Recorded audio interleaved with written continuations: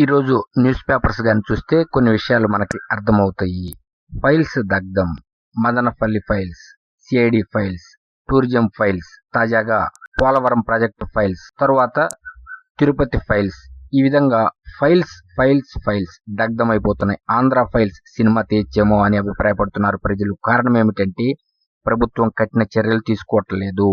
Important files ఉన్నాయి, వాటికి security లేదు. ప్రస్తుతం ఉన్న సగం మంది సిబ్బందిలో చాలా మటుకు గత ప్రభుత్వ అభిమానులే ఉన్నారు. వాళ్ళు ఆ విధంగా నియమించుకున్నారు. వారిని కదిలించడానికి వీళ్ళ వల్ల కావటం లేదు. వాళ్ళని కదిలిస్తేనే ఏ ఫైల్ అయినా సేఫ్ గా ఉంటుంది, ఏ మ్యాటర్ అయినా సేఫ్ గా ఉంటుంది.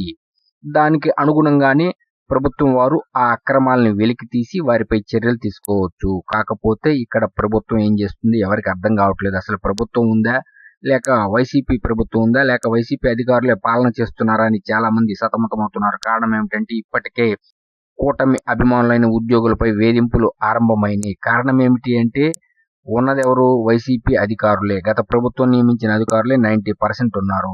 ప్రస్తుతం బదిలీలని ఇచ్చారు, ఒకే చోట 5 ఏళ్లని ఇచ్చారు. అట్లా కాకుండా 2 ఏళ్లు లేక 3 ఏళ్లు ఇస్తే బాగుండేదని ఉద్యోగులు కూడా అభిప్రాయం.